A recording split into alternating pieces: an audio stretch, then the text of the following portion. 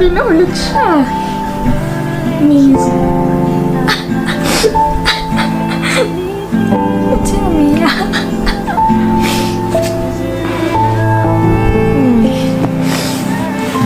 Iyakan naman pala tayo. Why did we get together? Get together. Why did we party? Why did we get together? Dapat masaya yun, di ba? Kasi we got back together.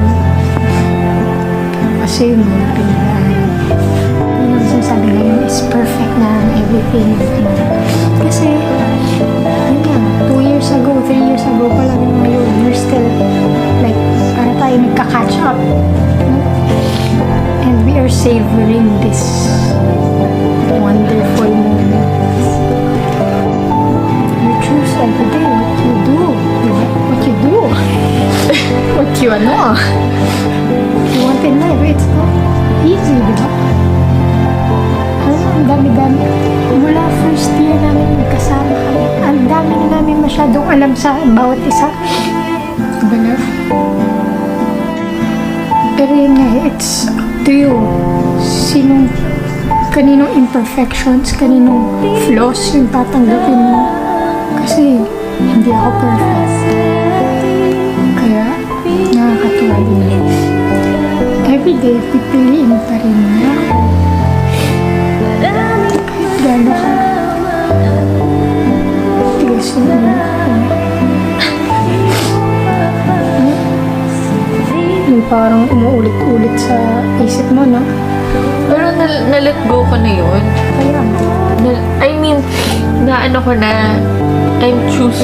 Kasi nga, di ba, Grabe. yung bitterness, yung hatredness will pull me down. sabi ko, dadalhin mo naman yung all your life or no, hindi ka makaka-move forward. Pero totoo talaga siguro na yung pinakamahal mo na tao, yung talagang makakasakit sa'yo.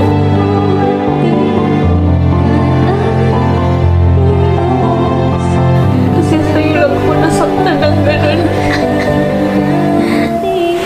Meron pa ako umiyak. Kiss-kissin kita.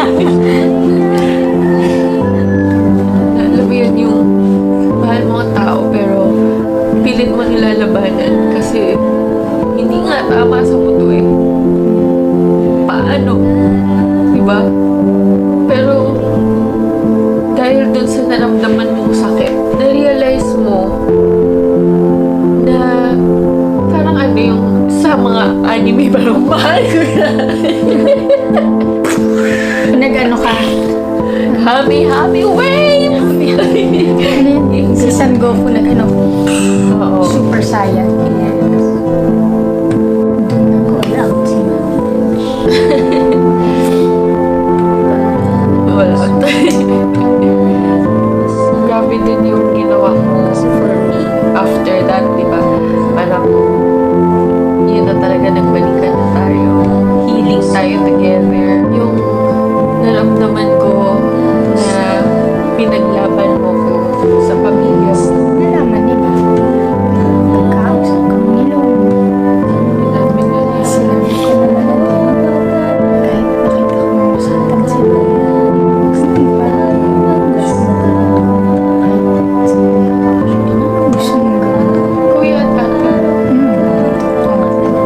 At dahil doon, pinaglaban na namin ng isa't isa.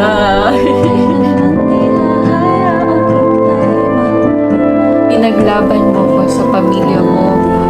Pinaglaban kita sa takot ko na paano si David. Kibali parang pinaglaban kita kay David. Yun na nga, nasa isip ko talaga. Yun yung pinaka-ano na ginawa ko for me is pwede mo namang hindi ano yung kay Davi.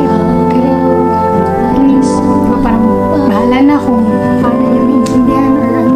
Pero ikaw, yun pinaglaban mo. Kasi si Davi, syempre,